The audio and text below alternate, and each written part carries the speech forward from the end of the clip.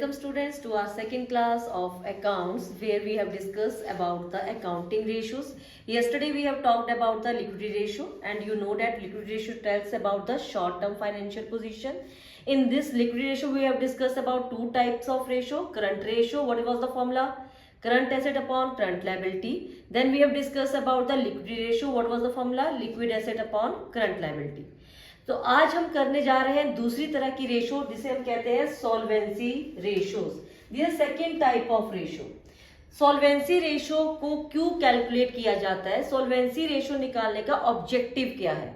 जैसे आपको कल मैंने आपको बताया था लिक्विडिटी रेशो क्या बताती है कि कंपनी अपने शॉर्ट टर्म ऑब्लिगेशंस को टाइम पे मीट कर पाएगी कि नहीं कर पाएगी, वो कौन सी रेशो बताती है? Liquidity ratio. सॉल्वेंसी रेशो हमें ये बताती है क्या कंपनी अपने लॉन्ग टर्म ऑब्लिगेशंस को टाइम पे मीट कर पाएगी कि नहीं, वो हमें बताती है सॉल्वेंसी रेशो. तो सॉल्वेंसी रेशो हमें लॉन्ग टर्म ऑब्लिगेशंस को मीट करने के बारे में बताती है कि either the company is able to meet their long term obligations on time और नॉट. क्लियर? वो हमें बताती है सॉल्वेंसी रेशो. अब सॉल्वेंसी रेशो के अंडर हम कितनी रेशोज करेंगे? 1 2 3 4 5 रेशोज डिस्कस करने वाले हैं. तो सबसे पहली जो रेशो है वो है डेब्ट टू इक्विटी रेशो. अब ये सारी रेशोज बताने से पहले मैं आपको एक मैजिकल बैलेंस शीट बताऊंगी जिसकी हेल्प से आप सारे फॉर्मूले इजीली कैलकुलेट कर सकते हैं. और वो बैलेंस शीट क्या है देखो, सब ध्यान से देखना, ठीक है, और इसे नोट डाउन भी कर लेना. बैलेंस शीट, तुम्हें पता है बैलेंस शीट की इस साइड क्या आती है? Liabilities, amount, asset, amounts. Okay, liability side credit होती है, एसेट साइड डेबिट होती है, सबको पता है. अब एसेट साइड में किन किन को ऐड करके टोटल एसेट्स बनते हैं? एक आपके नॉन करंट एसेट्स, दूसरे आपके नॉन करंट इन्वेस्टमेंट्स, फिर आपके आगे लोन्स एंड एडवांसेस, और फिर अगर मैं प्लस कर दूं करंट एसेट, ये टोटल बन जाएंगे आपके टोटल एसेट्स. क्या बन जाएंगे? Total assets. तुम्हें पता है कि टोटल एसेट किसके इक्वल होते हैं? वेरी गुड, टोटल लायबिलिटीज के इक्वल होते हैं. और लायबिलिटी अप्रोच में हम किस किस को ऐड करके टोटल लायबिलिटीज निकालते हैं? सबसे पहले आता है शेयर होल्डर फंड. अब शेयर होल्डर फंड किन किन चीजों को ऐड करके बनता है तुम्हें ये पता होना चाहिए. किन किन को ऐड करेंगे? शेयर कैपिटल को ऐड करेंगे हम, और किसको ऐड करते हैं? Reserves and surplus. अगर मैं इन दोनों को ऐड कर दूं तो हमारे बनते हैं शेयर होल्डर्स फंड. फिर आप क्या ऐड करोगे? नॉन करंट लायबिलिटी, दूसरा बेसिक टर्म. फिर उसके बाद तुम्हें पता होना चाहिए current liabilities. Non current liabilities किन किन को ऐड करके बनता है? लॉन्ग टर्म बोरिंग्स, और दूसरा आपका किसको ऐड करेंगे? Long term provisions. अगर मैं लॉन्ग टर्म बोरिंग्स और लॉन्ग टर्म प्रोविजन को ऐड कर दूं तो आपकी बनती है non current liability. Non current liability को हम लॉन्ग टर्म डेट्स के नाम से भी जानते हैं. किससे नाम से जानते हैं? Long term debts. ठीक है ना.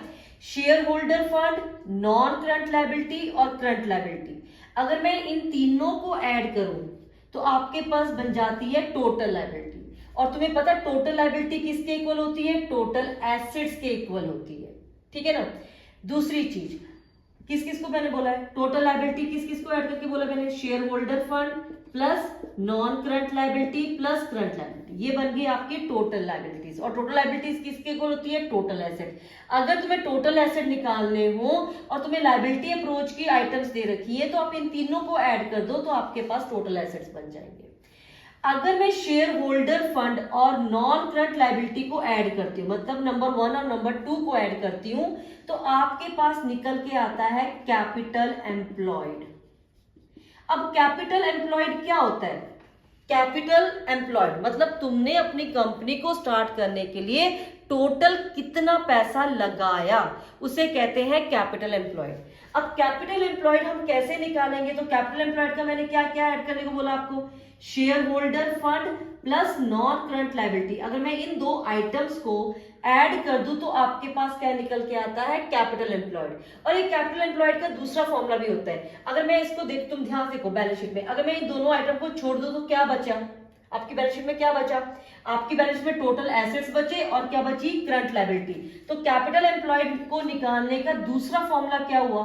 तो दूसरा फॉर्मूला क्या हुआ, अगर मैं टोटल एसेट में से क्या माइनस कर दूं, आउटसाइड लायबिलिटीज को माइनस कर दूं, तब भी आप क्या निकाल सकते हो, कैपिटल एम्प्लॉयड। ठीक है ना।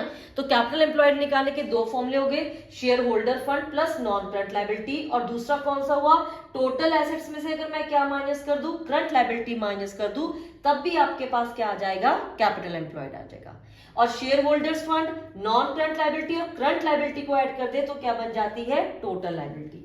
दूसरी चीज, कई बार क्या होता है क्वेश्चन में ना, हमें शेयर होल्डर फंड भी दिया होता है और शेयर कैपिटल भी दिया होता है और रिजर्व एंड सरप्लस भी दिए होते हैं। कई बार हमें क्वेश्चन में शेयर होल्डर फंड के साथ रिजर्व एंड सरप्लस दिए होता है। ध्यान से सुनना, ये तुम्हारी है बॉडी, जो मैंने नंबर 1, नंबर 2, नंबर 3 लिखा, ये है बॉडी। अब ये छोटे छोटे जो नीचे दे रखे हैं ना, ये ऑर्गन्स है। अगर तुम्हारे पास ऑर्गन्स दिए है ना, ठीक है ना, तो तुमने क्या करना, उन ऑर्गन्स को ऐड करके बॉडी बनानी है। अगर तुम्हारे पास बॉडी दी है, फिर तुमने ऑर्गन्स को इग्नोर करना है, बस ये याद रखना। अगर क्वेश्चन में शेयर होल्डर फंड भी है, शेयर कैपिटल भी है, तो तुमने शेयर होल्डर फंड को लेना है, शेयर कैपिटल को इग्नोर करना है। ओके, तो capital employed, share holder fund, non current liability को ऐड करो। टोटल लायबिलिटी निकालनी हो तो share holder fund, non current liability और करंट लायबिलिटी को ऐड करो। दूसरी चीज, अगर मैं नॉन करंट लायबिलिटी और सिर्फ करंट लायबिलिटी को ऐड करूं, मतलब नंबर 2 और नंबर 3 को ऐड करूं, तो आपके पास निकल के आते हैं टोटल डेब्ट्स। क्या बनते हैं, टोटल डेब्ट्स। टोटल डेब्ट्स मतलब टोटल कर्जा। कौन सा कर्जा, मैंने कहा था 2 तरह के कर्जे होते हैं, एक तो होते हैं शॉर्ट टर्म कर्जे और एक होते हैं लॉन्ग टर्म कर्जे। तो यहाँ पे अगर मैं दोनों कर्जों को ऐड कर दूं तो तुम्हारे पास बनते हैं टोटल कर्जे, टोटल डेब्ट्स। तो किस किस को ऐड करना है, non current liability plus current liability को आप ऐड करोगे तो तुम्हारे पास निकल के आएंगे टोटल डेब्ट्स। तो देखो कितना काम की ये बैलेंस शीट है। तो कैपिटल एम्प्लॉयड को किस किस को ऐड करना है, share holder fund, non current liability. Total debts को ऐड कैसे निकालेंगे, अगर तुम नॉन करंट लायबिलिटी और करंट लायबिलिटी को ऐड करते हो तो क्या बनते हैं, टोटल डेब्ट्स। तो जल्दी जल्दी नोटबुक्स में नोट डाउन कर लो कि किस चीज को ऐड करके क्या चीज निकाली जा सकती है। ओके, दूसरी चीज, अगर आपको वर्किंग कैपिटल निकालना हो तो वर्किंग कैपिटल कैसे निकलता है, अगर मैं करंट एसेट में से किसको माइनस कर दे, अगर मैं करंट एसेट में से करंट लायबिलिटी को माइनस कर दूं तो क्या निकल के आती है, वर्किंग कैपिटल। और वर्किंग कैपिटल का एक और फॉर्मूला होता है, इन दोनों का डिफरेंस होता है वर्किंग कैपिटल। अब देखो बैलेंस शीट में क्या बचा आपके पास, बैलेंस शीट में क्या बचा बताओ, अगर मैं कैपिटल एम्प्लॉयड में से किसे माइनस कर दूं, टोटल एसेट्स को माइनस कर दूं, तो आपके पास क्या आ जाएगी, वर्किंग कैपिटल। तो वर्किंग कैपिटल का दूसरा फॉर्मूला क्या हुआ, अगर हम क्या करें, टोटल एसेट में से किसको माइनस कर दें, कैपिटल एम्प्लॉयड को माइनस कर दें, तब भी तुम्हारे पास क्या निकल के आ जाएगी, working capital. Is it clear. और एसेट अप्रोच में non current asset, non current investment, loans और एडवांसेस और करंट एसेट को अगर मैं ऐड कर दूं तो बन गए टोटल एसेट। अगर आपको क्वेश्चन में लायबिलिटी साइड की आइटम्स दे रखी हैं तो आप टोटल एसेट निकाल सकते हो, टोटल एसेट्स दे रखा है तो आप टोटल लायबिलिटीज निकाल सकते हो। इनको यूज करके आप सारे फॉर्मूलेस कैलकुलेट कर सकते हो। Is it clear. You can note down this balance sheet in your notebook. Now let's start with the first ratio. What is the first ratio of solvency? That is debt to equity ratio. Now what is the formula of debt to equity ratio? Formula क्या होता है, debts upon equity. Equity को हम share holder fund के नाम से भी जानते हैं, ठीक है ना। अब डेब्ट्स कौन से लेने, यहाँ पे मैंने कहा था 2 तरह के कर्जे होते हैं, एक नॉन करंट लायबिलिटी होती है, दूसरी करंट लायबिलिटी होती है। जो ये वाले फॉर्मूला है इसमें जो आपने डेब्ट्स लेने हैं ये आपने नॉन करंट लायबिलिटी वाले लेने हैं, और किससे डिवाइड करना है, शेयर होल्डर फंड से डिवाइड करना है, ठीक है ना।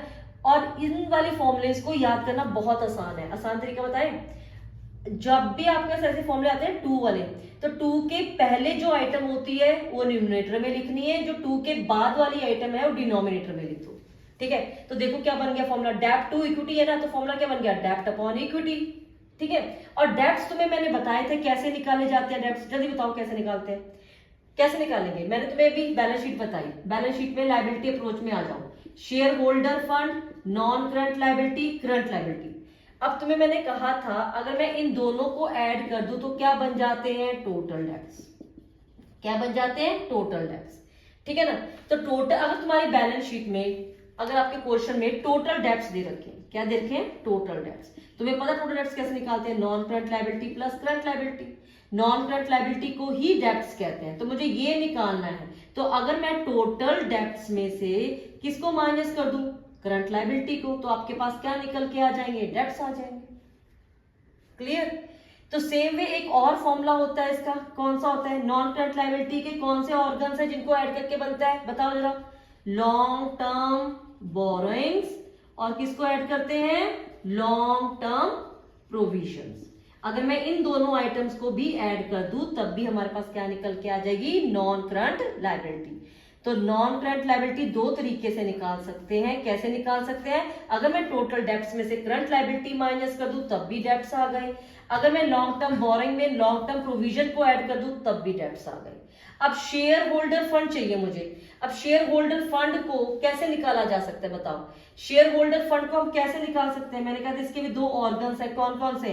एक तो है शेयर कैपिटल और दूसरा कौन सा ऑर्गन है जो ऐड करेंगे? Very good, reserves and surplus. ठीक है। और इसका दूसरा फॉर्मूला क्या बन सकता है? शेयर होल्डर फंड अगर निकालना हो, अगर तुम्हारे पास टोटल एसेट्स दे रखे हो, अगर मैं टोटल एसेट्स दे रखे हैं तो अगर मैं टोटल एसेट्स में किसको माइनस कर दूं? टोटल डेब्ट्स को माइनस कर दूं तब भी हमारे पास क्या आ जाएंगे? Share holder fund.